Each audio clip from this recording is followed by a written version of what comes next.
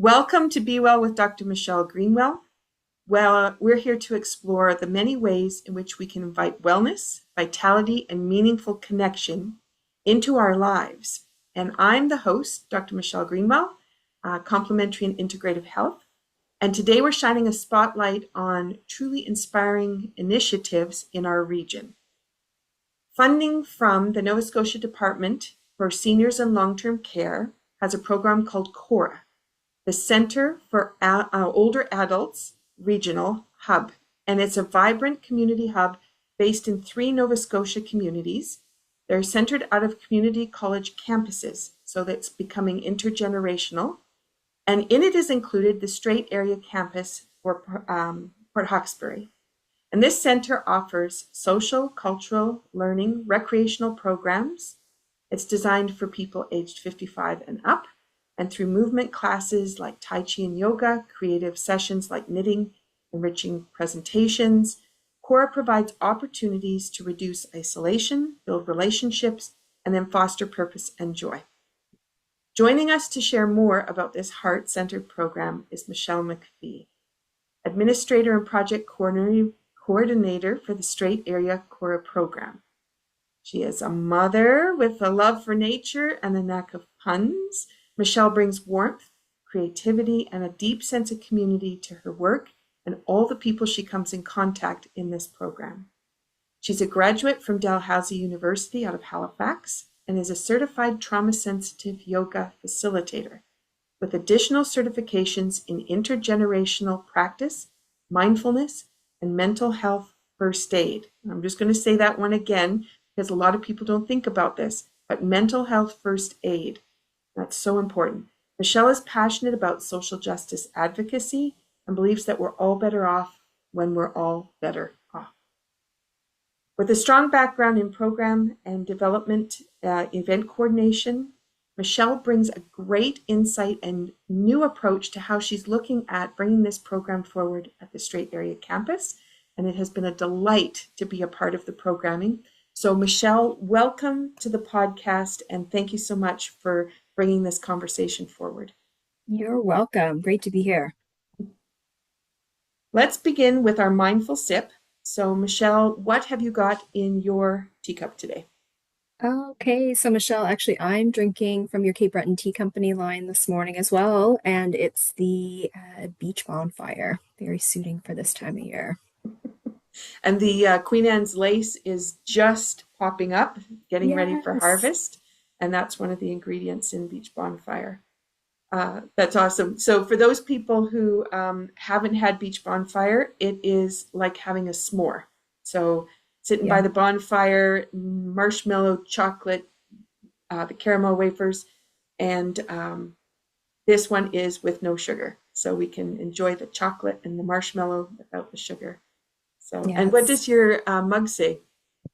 Oh, actually, so this is a friend, White Turtle Pottery in Isle Madame, Queen Bee. It's the imprint of a bee on the bottom with a nice yellow inside as well. Yeah. Beautiful. I love it. And who's the artist? Gina Cloud is her name, but White Turtle Pottery. Okay. And that's in what Isle Madame in Cape Breton. Yeah. Beautiful. All right. So for those people who are looking, it's so important what we put our beverage in as well. And I was noticing how you were holding the mug and you're, hugging it, right? Yeah. And it's when when you have that one that makes you just feel cozy and taken care of. Yeah. No, absolutely. And the scent of the tea is wafting up. It's beautiful. Awesome. So I chose well, you're going to get the wink eye. Oh, I love it. I have my happy face. So I have the happy faces on one side and I have the wink on the other. And with your sense of humor, I thought I'm just going to go with the wink today. Love it. That's a great one. So in my cup today from the Cape Breton Tea Company is HoneyBEE. And I'm going to talk about 2 ingredients that I want people to have in their mind. So if you don't have a beverage in your hand while you're listening to this podcast, I invite you to maybe go make a cup of tea and bring in the tea ritual, or find a beverage or a glass of water that you can join us with, and you can sip along as we go. So HoneyBEE is a vibrant, soul-warming blend that perfectly mirrors the essence of our conversation today. Its nourishing feature is the grounding heat of ginger. A lot of people ask me about ginger for digestive issues and things like that. And it's great when it's partnered with vanilla. People don't often think of vanilla, thinking herbs, they're not going to think vanilla. But Mm. vanilla brings in a contrast which nurtures our emotions and it provides a warmth that soothes the nervous system. So a lot of times when we're baking, we'll put vanilla in. That's a way to calm the nervous system. And if mom's making a good cake, then she is doing her love and sharing it out. Maybe it's dad making the cookies. And the ginger is revered for its anti-inflammatory aspects and digestive benefits, and it ignites a spark of vitality and movement within. So I wanted to bring about those two ideas for comfort and connection as we go to talk about how the program of CORAH and what you're doing is bringing about that connection in that same kind of way. The affirmation on the package, I'm just going to read off the package. Feel the boost to your spirit and the playfulness and joy that transpires. A zest to life is encouraged with each sip. And I would invite people to just think about when they choose a beverage, it's always a way to be pampered. And I had someone on the weekend who said she waits till the weekend to drink the tea because it's just too busy all week long. And then she waits to pamper on the weekend. And I said, wouldn't it be nice if you started in your morning pampering first and then you feel pampered all day without having to wait till the weekend to feel better. So I'm going to invite people to think about that as we go forward. And I'll say cheers. Michele, thanks for coming to this conversation. Cheers to you. Thanks for having me. All right. As we sip along with the podcast, we have this opportunity for a healing session to occur. And it's a great way for, if there's something that's been said that you really resonate with, take a sip of the water or the tea that you have. And that the herbs plus the intention in the water that we've brought to this conversation is going to help rejuvenate you. And so you'll see me sipping all the way through the podcast as new ideas come up. So let's get started with CORAH and the transformational experience that is happening there. And what's happening for seniors. And I know it says 55 plus, and those of us who are 55 and slightly older, we're not thinking of ourselves as seniors, but there's quite an age range that you have in the group. I want to talk about CORAH's, the people it brings together. Oh, absolutely. Yes, thanks. So CORAH, the Center of Rural Aging and Health, is designed for folks 55 and above. And we see ourselves really as a social activity hub, a community hub, and it's a place for folks to get together. You connect with new people, learn new things, create that lifelong learning environment. You're socializing in a meaningful way. And as you indicated at the beginning, there's all sorts of opportunities for intergenerational connection with the students. And we have benefited from being place-based, I think, within NSCC's campus for all of those reasons. Mm-hmm. And I just know from when we've done, because you have coffee hour, Yep. where people come together and you're sitting amongst all the students studying. Some of them are grandparents of people who are at school, our aunts and uncles and stuff. So there's conversations that go across and it really takes down that barrier of the different generations. Yeah, I agree. You're absolutely right. It's really beautiful. We have some CORAH regulars, as we call them, folks that come to most of our programs, and you could see some students like, oh, hi, so-and-so, calling each other by name because they were so recognized on campus.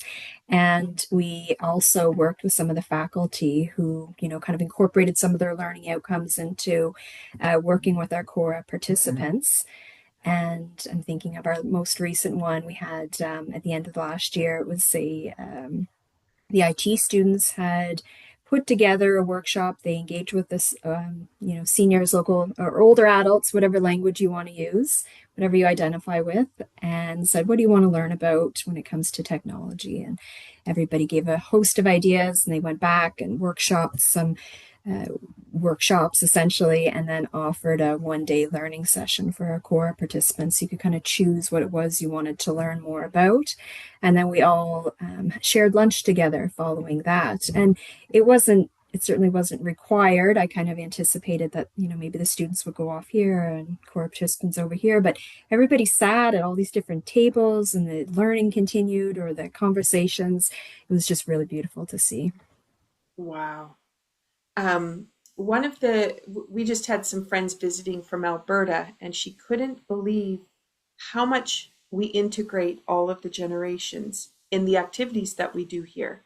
And I'd say Cape Breton Island is exceptional in that capacity. And Yeah, mainland would be more like what you would find in some of the other provinces. But the initiative of having CORAH within the college, the opportunity, who has the opportunity to have an audience where you can ask questions and then go yeah. back and actually have something that's going to be valuable to people rather than just another project that needs to get done for a mark. Exactly. Yeah. And I agree. I think we do a great job of bringing different generations together. And what I love too about the bringing the students and core participants together, we had some students and I could tell that they were approaching it from the perspective that they were going to be teaching the older adults this ABCD. And we had one student afterwards say, "Oh my goodness, I learned so much in this experience and I didn't anticipate that. It was so meaningful." We had a retired, I think, graphic designer attend the session, right? And so I think some people are thinking, oh, it's going to be folks who are unfamiliar with the internet and need a lot of guidance. But this particular individual said, things are changing so fast since I retired. I haven't been able to keep up with these particular aspects. So I'm interested in this specific area and want to learn more. So, yeah, learning all around. Everybody has things to bring to the table and lots to learn from one another. Wow. We've had different movement activities that people have been able to be involved in. And that's something that I know in the research they talk about balance and flexibility, strength, loss of muscle mass for older people. Do you want to talk about the kinds of movement based activities that have been involved in the program? Sure. So I'll speak briefly. So we've had a lot of great opportunities via you, and we'll unpack those a bit more with your insight. We had a Dance for Health session that took place last year on campus, and this one was designed for folks with neurological conditions specifically. So issues with balance, mobility, gait, all of those things, and incorporating some neurological aspects of balance and strength and mobility into a dancing routine, which was really lovely. And Michelle, what I love about your work too, so we've hosted Tai Chi, I think, since day one with the program. Yeah. Okay, so rural internet, I think I might have just lost you there, Michelle, for a moment. But yeah, really, I was singing your praises about Tai Chi and the benefits that it's had on our core population and the folks that have been participating. And another piece that I think is so hugely important when we talk about healthy aging is access.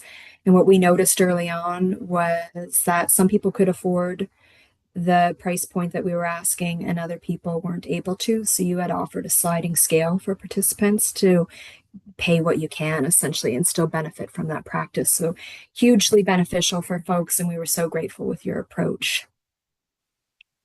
Yeah, and that's, the Tai Chi is to be taught from the heart. Hmm, And it's been tough in times when there hasn't been an income to continue to teach from the heart and right. just donations coming in. However, it does mean it keeps it open, but it also keeps me as an instructor in that mindset of it doesn't matter if there's one person present or there's 25 in the room. And I Mm, love that because then, because oftentimes people will come and it's like, well, there's only a couple of us. We don't want to waste your time. We're just going to go home. And it's like, there's never a waste of time. Any time to be able to share is so valuable. And I think you've had that in different programs where you've had more arrive and then less arrive. But yeah. it's that one person getting that one nugget that's going to make a difference. And that's what I love about being able to bring Tai Chi into these different kinds of programs and have them available. Um, Yeah, no, I really appreciate that approach, Michelle. It's so true. Oftentimes in a small group, you do have people that have massive takeaways, and they'll probably be incorporating those movements into their daily lives. So incredibly beneficial all the same. and when you started the program, I came to the campus and did the Tai Chi program at the campus, Yeah, which was great. It was lovely. And I was able to sit in on the coffee time and get yeah, to know all the participants. And not all of them came to do Tai Chi. It was just lovely to have a conversation with them and other things they yeah. were doing in their lives. But we've moved it to a satellite. And so we actually do the CORAH program as an addition to the Tai Chi program that's running out of the Craignish Hall. And I just wanted to comment about that because the opportunity having CORAH involved in that, I could take a different approach. And so that we blocked off the time, which was CORAH time, and then everybody could just stay and participate in regular Tai Chi class. But Mm, we could ask questions and come up with a certain topic that people wanted to know about. And then we could explore that topic any way we wanted to without any having to worry about learning the Tai Chi set, as an example. And interesting. yeah, and the participants who come in the regular time, they were coming earlier so that they could get in too on the discussion and see what's Yeah. happening, but also to ask some questions that they hadn't thought about or listen to some of the other participants that arrived. And those who have a lot of mobility issues, they were so grateful to be able to come in and sit and have a conversation instead of Mm, diving into movement, and they're worried about what can I do, what can I not do, will I do too much? And this really softened it. And yeah, it's the only program I have running that way, and it's just been so lovely to have the space to be available for what people want to know and how can they go forward. no, that's wonderful. I always appreciate your flexibility too, in terms of recognizing a need and designing around that and making the program again accessible for folks in another way. And I think what worked out so well with that partnership is that, you were part of CORA from day one, joined the advisory team, had some great ideas about how you could contribute to some of the foundational pillars that we had that we design our programming around. And this satellite location was it met all of the requirements to be a satellite location from NSCC's perspective and safety and what have you. So it's worked out really well. We were happy to have that. Hmm. Hmm. And I look forward to how that we can expand that. And so that leads us to the next question, which is talking about community and developing relationships and a sense of belonging. Can you talk about what's happened amongst the participants as they've had this time to gather together? Sure. Actually, I have to say this is a really timely interview because we're just disseminating our 2025 survey results and getting to see the impact that the programs have had, which is great. But I think that the folks that are coming on a regular basis, we are seeing this sense of community that's established itself. People are really supporting one another. Folks are learning new things, getting to try new things. A lot of our offerings are free of charge, so there's chances to participate in new ways of learning and being that might not have been there or might not have been accessible in the past. Um, I do have to pause because I think I forgot the last part of the question. Just developing the relationships. Yeah, the relationships with one another. Yes. And so I've had people that have said, oh, I see people in the grocery store now and I'm calling them by name. And even just the example that I gave you at the beginning, where students were calling a few CORA participants by name, it helps you to feel like you do belong to something. And I think at the end of the day, we're really social creatures and we all have different social activity needs, but belonging is an undercurrent that I think is important for all of us. We all need to feel like we belong. Hmm. Hmm. And again, too, with what we have here on Cape Breton Island, where we do a lot of generational things, aunts and uncles, grandmas and grandpas are involved, but how lovely it is to be able to call the seniors that you see all the time by name rather than just walking past, because that's what you would see in a lot of communities that, that's just the seniors over there. Mm, Or that's absolutely. just the students, right? Because the Yeah, seniors can do the that same the too. other way. Oh, it's those Yeah. students, and yeah, they're doing their crazy stuff over there, and we're doing our crazy stuff over here. Yeah. Yeah. No, you're right. Even just being in the same environment with one another allows you to naturally observe the other too, right? Oh, what are they wearing? What are they saying? What music is that? And invite, from both sides. And I Mhm, think that's tremendously valuable. mhm. Now, one thing I hadn't thought about as I was putting together the questions, but is coming forward now is it's in the college, and a lot of seniors don't ever actually walk into a college, unless they are looking for more advanced learning and they want to audit some of the classes maybe or go back to school. But Yeah. because they're in the college, has that made a difference for how they think about learning? I, Interesting. Yes, great question. And I think so. I'm sharing this with permission because it was one of my favorite quotes. So there was a participant who's been attending regularly, and they arrived and they said, you know what? I never finished high school, but now I tell everyone I'm going to the college. So I thought that was really beautiful. But yeah, one of our goals is to create an environment for lifelong learning and long life learning, right? Recognizing Mhm. that there's so many things to learn and know and do. And if we can provide a space for you to experiment and choose different activities of interest, then we're doing, that's a great job. But yes, I think being in a college environment is inspiring for, we're, it makes sense to be placed where we are. And we've also benefited from being included during a lot of different learning opportunities with the various faculties. So if there's a presentation or a special guest speaker that they have coming on campus, we're often invited. So we recently had an incredible session by, oh, I wish I knew the name. I think it's Cape Breton Youth Project, and they talk about, rainbow community language around 2SLGBTQ2, that large acronym and what it means to be part of that community. And they hosted a session. It was brilliant, and it was a lot of Q&A and unpacking stereotypes and language. And we were included in that session, and it was so wonderful to learn alongside not only the faculty, but the students and CORAH participants. This really multi-generational understanding and learning environment was valuable. Beautiful. Yeah. Wow. And I just think about too, very often senior programs will be in a hall. Um, the sound isn't always great in a hall. It's hard for them to hear. Yeah. And the furniture isn't great for sitting on. But you Yes. have the privilege at the college of better furniture, better gathering spaces, and you also have the theater, Yeah. which then provides the right microphones for hearing, etc.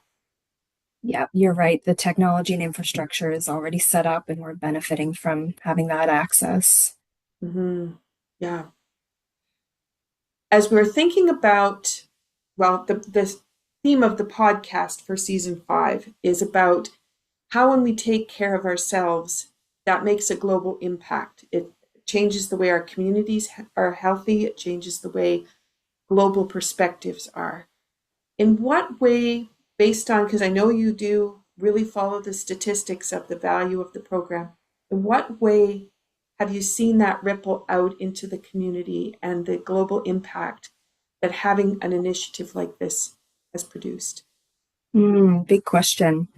I think I'll kind of go back to that original quote when you introduced me. It's not mine, but Eric Liu, he says, we're all better off when we're all better off. And so creating any type of environment in which they feel like they belong, they can contribute, it's age friendly. We're recognizing the social determinants of health, ensuring that there's easy access to participate in the ways that you want to. The ripple effect is always going to be big, right? It's improving your mental health. You feel a sense of belonging. You're connecting with the wider community.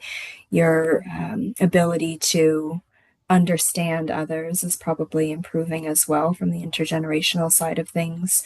Mhm. Um, yeah, when we feel better, we do better, we act better.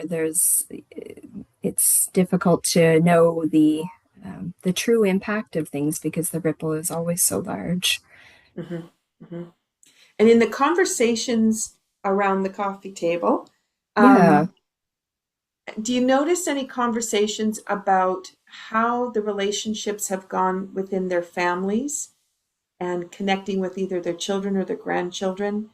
Um, any changes? Because you know what the kind of regular conversation is about. Usually, my children, it might be a proud thing, but it also might be a frustration thing because they're not listening or they didn't pay attention.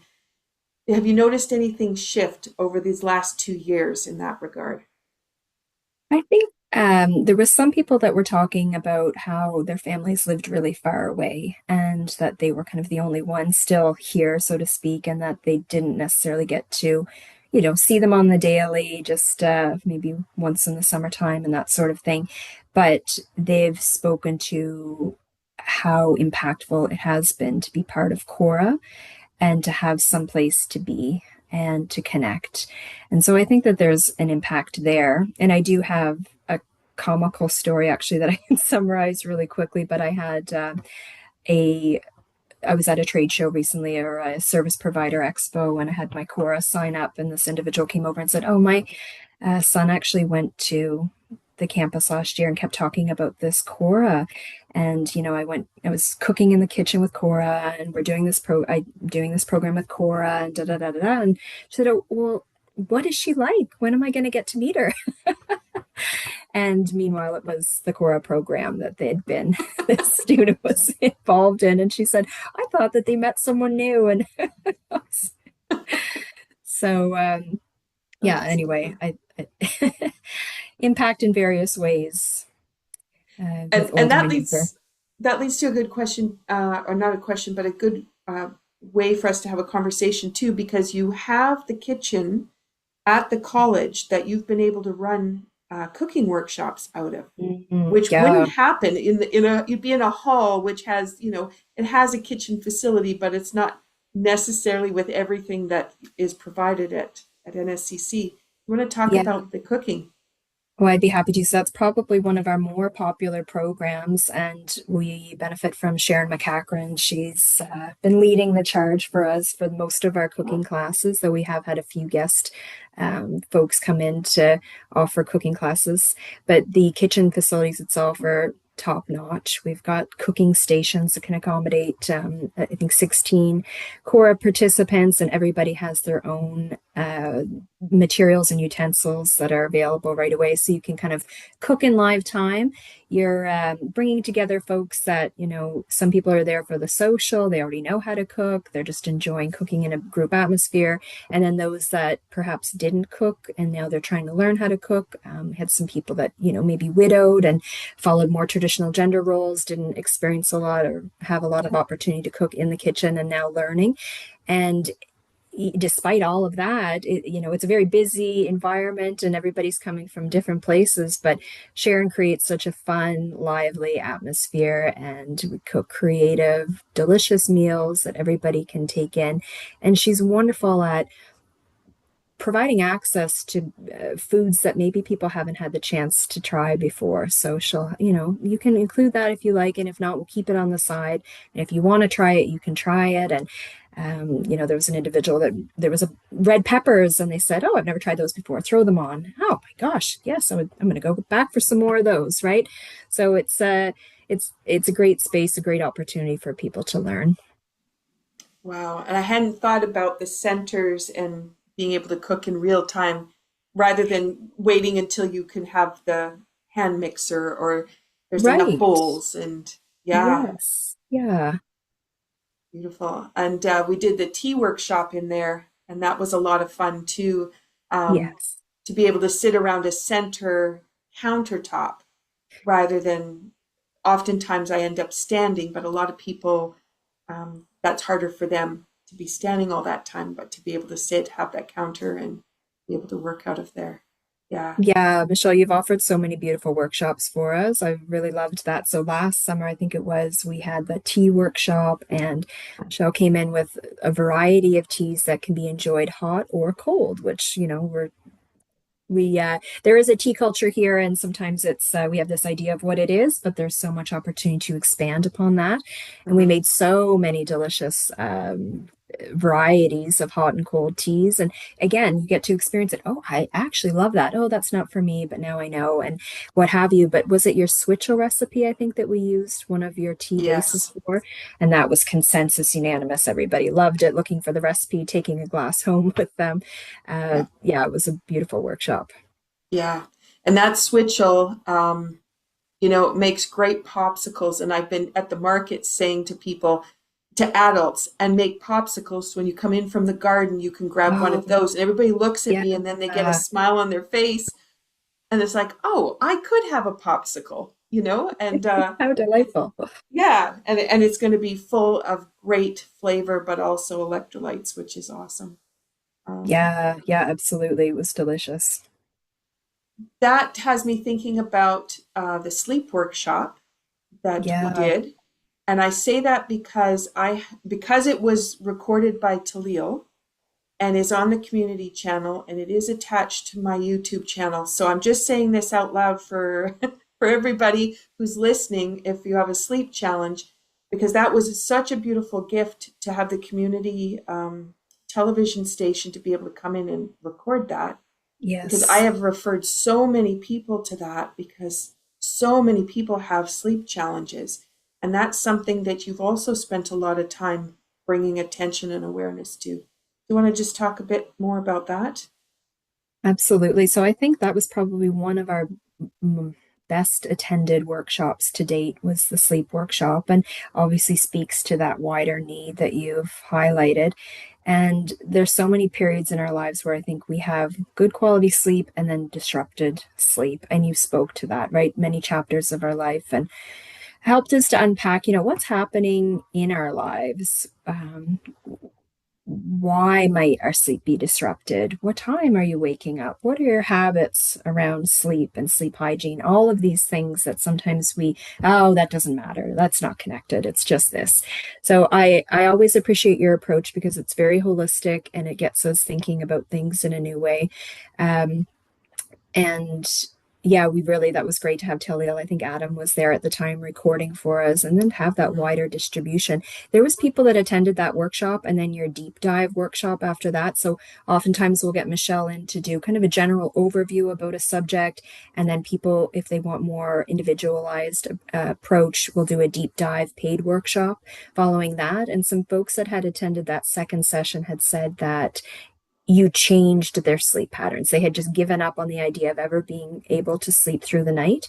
And they came back to CORAH the following week. They were practically tap dancing on the way in. Said, oh, what's happening with you? They said, I'm sleeping. I attended Yeah, that workshop and now I'm sleeping. And it's, yeah, obviously a tremendous impact. yeah. And I find that's when I'm doing the markets. Yes, I'm selling tea, but a lot of times it's conversations about what are their habits and how are they behaving with different things. And sleep is one of the big ones that they come in for. Yeah, Um, and talk about that ripple effect. I don't think I answered that question fully when you answered or asked it the first time, but those are some of the ripple impacts, right? So now you're sleeping mhm, better, you feel better, you have more energy for yourself and your family, your community, and talk about a ripple effect from there. mhm. Yeah, especially when you wake up tired and irritable. And Yeah, then you just, they're cranky. And yeah, it just that's is your so debilitating. Um, exactly. yeah. Okay. Let's see, where do we want to go? How could people, I know it's across the province, so I have lots of listeners from all over the world that are Uh, going to be listening, so they'll be thinking about this core program. How could they go find out more information about it? And if they think it's something that could be valuable in their community, how could they reach out to someone and learn a little bit more? So I think at the end of the day, so CORAH, the Center of Rural Aging and Health, is in 3 NSCC locations within Nova Scotia right now. And if you want to know more about each individual region, so I'm at the Strait Campus, I would invite you to check out our Facebook page. And I think we'll probably have a hyperlink for that embedded in the podcast. And that Mhm. gives you a great sense of who we are, what we offer, who's participating, the impact, the overview of the past couple of years, and what we've been doing. And if you'd like to be part of our distribution list, you can sign up for our monthly calendar, and then you get insight into what you want to participate in, what's of interest to you. And we've got a lot of inquiries in terms of what's next, what's the provincial rollout plan, and we don't know the answer to that. So we invite people to connect with their MLAs about future plans for CORAH rollout across the province. What's unique about us is that we are the center of rural aging and health. So we are going to be located in communities that are not hubs, not Halifax, the places that have access to centralized services. So keeping that in mind. But for your listeners across the world, I think that we're developing very promising, if not best practices for potential programs that could be place-based within college and university institution type settings. So stay tuned as we we finish up our pilot and get to accumulate all of our research and surveys information to date. Mm-hmm. And and that's the piece, is it is a pilot, and the way that each of the different campuses set up is slightly different in That's their right. approach. So you've been able to also observe the different ways that you've approached things and what's worked for the different communities too, because the communities are also different. You've got it, exactly that. And it gives you that freedom and flexibility to be participant driven. So, what are the needs of our community? What do you want to learn about? And we will design the programs accordingly. Mm-hmm. Mm-hmm. So now I'm going to flip the conversation a little bit, because you have a Okay. background already in wellness and with your yoga and trauma informed. I'm curious how working with the CORAH program, it's changed you and what Mm, you think about and do now. So, great question.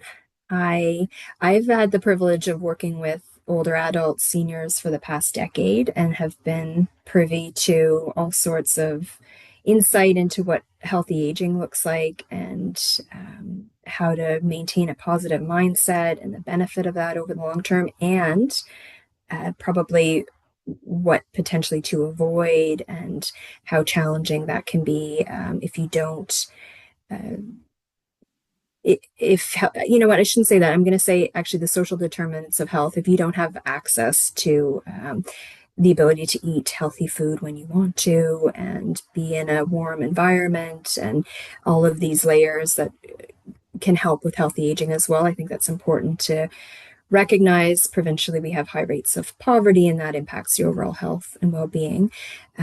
But truly, I feel so grateful to be working with a population that helps me recognize how quickly time goes by, how important it is to put habits into place now that'll benefit you in the long term and long run, and also just the insight of retirement happens. Like that could be a chapter of your life as well, and what that looks like. It's very beautiful.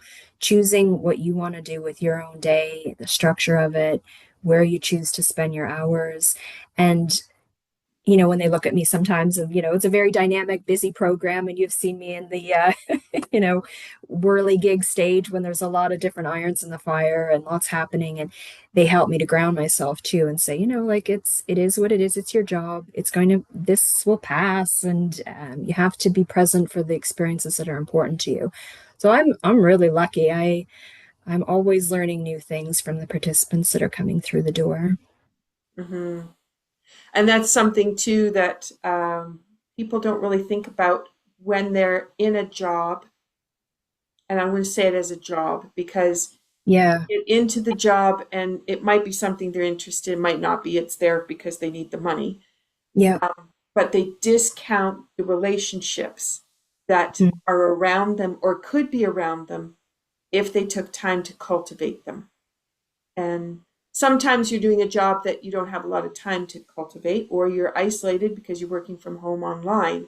yeah, But just based on our conversation, for people to think about, you might not be at this space yet for participating in something like CORAH, but you certainly could take the value lessons that have been found in that building of community, and to think about how do you build that community around you in your workplace. And you create a nice space to be, or mm, the allies that you want to work with. And so you might not get along with all the coworkers, but you can certainly bring some of these ideas in and some of the approaches. And because you were with CORAH, you've been bringing in all these different aspects of security, whether that's food and Mm, safety and housing. It's the same, in a workplace, it's the same in your home. How do you bring and cultivate all those pieces? yeah, Yeah. well said, Michelle. I agree. Yeah. I hadn't really thought about that before. It's, because I just assume, when you head out, you just try to, engage with new friends, have new people, learn from coworkers. But there's this cultivation piece, and it takes some time and it takes some nurturing and Yes. that that discovery piece. And I think for seniors too, they kind of lose track because so many I know around here where I am, which is a little bit more rural even than what Port Hawkesbury is, but they Hmm. want to age in their home. They don't want to be in a nursing home. They don't want to be Right. in a community center where they're going to lose their independence from creating their own food or doing what they want when they want. But they also end up isolated because they're in their house for many hours out of the week Yeah. in order to stay in that home, and they don't have much contact. So um, I'm just bringing those thoughts forward for people. As I have a lot of conversations with seniors about, is that how you want to live? Do you want to be so isolated just so you can look across at the tree that you've always loved?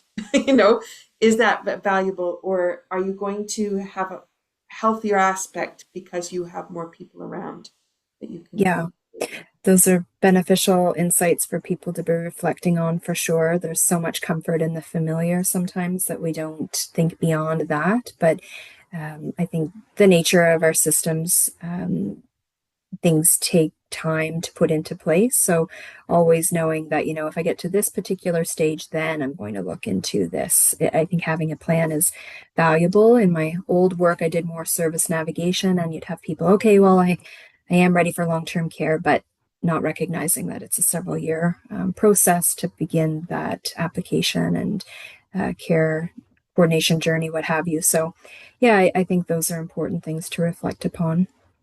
But And again, oh, sorry, just having hubs like CORAH, not only CORAH, but a lot of the beautiful things that are happening across the province, places where people can connect and belong and feel part of something, help with your, social, feeling socially active, helping with your mental health. And it's all interconnected and related. I, you said something important right there about the plan for how you want to age. Mm, Because being involved in something like CORA introduces you to those ideas of where you yep. would find help in that, rather than Yeah. like you said, where it's like, oh, now I need help, like today, and it's crisis.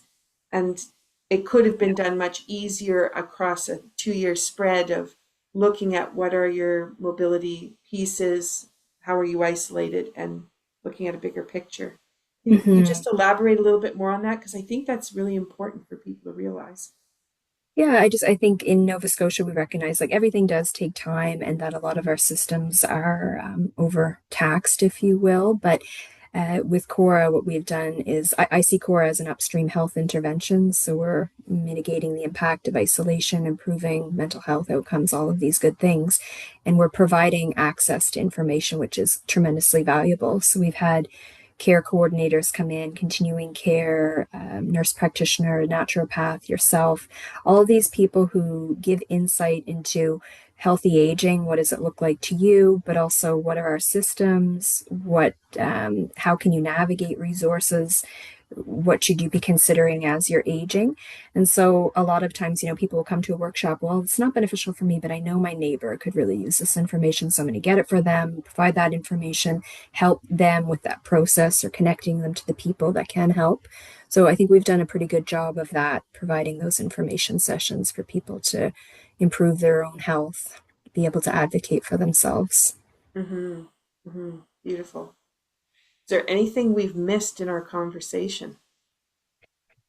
Yeah, I guess I wanted to speak to that upstream piece, and I just did. But really, we have, older adults make up the bulk of our population in Nova Scotia, And it's so important to have places to connect, learn, belong, socialize, be part of something. We're preventing social isolation from taking place. We know that socialization is really impactful on our health and well-being, and earlier onset Alzheimer's, long-term care placement, all of these really challenging things. But that social connectivity is as beneficial as physical activity. And to be part of something like CORAH has, that ripple effect that you spoke to earlier, tremendously valuable overall. Mm-hmm. Mm-hmm. Beautiful. I just will bring forward for those people that have been listening to the podcast, you'll know that I'll talk about the bioenergetic wellness formula. Mm-mm. And that is about having awareness and having an idea where you want to go, being thoughtful in the layout, which is really what's happening with CORAH. And then the piece of engaging and activating it. But it also has a piece which is community. And I'm just bringing forward the idea that really struck me when I was doing my studies, in that the enzymes in the body can't engage for healing unless there's an intention for that. So as we Mm, go about the day by ourselves, isolated, we don't have that innate healing ability started. But mm, it's that hello with someone. It's that engaging in a conversation. How are you? I'm glad to see you. So yeah. glad you came today. That immediately engages the enzymes to start doing the balancing they need to do the healing process. And so if people are listening, they've thought they're doing all things the right way, and they're thinking, oh, maybe there's some things here I haven't thought about. I just wanted to bring that forward, in that being a part of these kinds of communities is so valuable because you do engage that healing process. And it might be just with the neighbors, but then at least you've got the neighbors around you, and you have, again, those valuable conversations to help each other. So, Michele, Beautiful. thank you so much for sharing this, and also for what you bring to the program. And I know it's a team that makes it happen. And Absolutely. you're really always thinking about what is the next thing, how can we bring it in a better way, and thank you for what you're doing. Well, thank you for having me and for your support of our program to date, Michelle. You've been really instrumental in helping us get off the ground. Lots of great insights and workshops and information and overall support. So great to have you on board. Mm, yeah, I love it. I love it. And for the summer, we took a hiatus from those conversations while the sunset is happening in Craignish. But Right? Yeah. September, we'll be back at it, inviting people back in for that special conversation piece. So, to close off the podcast, we have a couple of ideas that we want to share. So, if you're interested in CORAH, yes, in the description, you're going to be able to find a way to link through the social media and through the website and the 3 locations across the province. So, you do have that networking. Please reach out if there's anything that you need and that any of the facilitators can help you with. And I did choose the HoneyBEE tea today because I wanted to also highlight a book that we produced during COVID called Bioenergetic Essentials. And it is a way to have really simple tips and tools available for self-care. And it's buddied up with the HoneyBEE tea. So having the tea and then being able to pull a few activities out. That book is free on my website, thegreenwellcenter.com, not the at the beginning, just greenwellcenter.com. And if you go into the shop and look up Bioenergetic Essentials, you can order the hard copy or you can have the free ebook. So I just want to bring that forward so people can get that access. And we've also put in Magnifying Peace Project. And this is putting videos together, launching them once a week, of ways you can think about engaging in peaceful activities, or how to find peace in some of the chaos that is going on around us and in the news. And I was thinking about how seniors lock into the news first thing in the morning, and they might still be listening to it at the end of the day. That's what my dad likes to do, but that can be very hard on us, and can really paralyze some people. And so we wanted to shift that around. So we have a Magnifying Peace project. Find it on the YouTube channel and on my social media. You'll see those posts come out. So we ask people to ripple that out and help others by sharing that, and hopefully it gives you some new ideas. If you're looking for the recording that we did for the sleep workshop, that was episode number 146 on the Talil Network, and you can find it on my YouTube channel at Michele Greenwell. It's in the presentation list. You can also go to Talil, then you're looking for number 146. And let me see here. If you want to find CORAH, it's at NSCC CORAH on your browser, and you'll be able to have that pop up. All right. So aging is not about decline. It's about discovering new ways to thrive. Together through small steps and strong circles, we can magnify peace and possibility for all generations. So until next time, be well and sip slowly. Here, wait a minute. Not slip, just No. sip. Thank you, Michele. Thanks, Michele.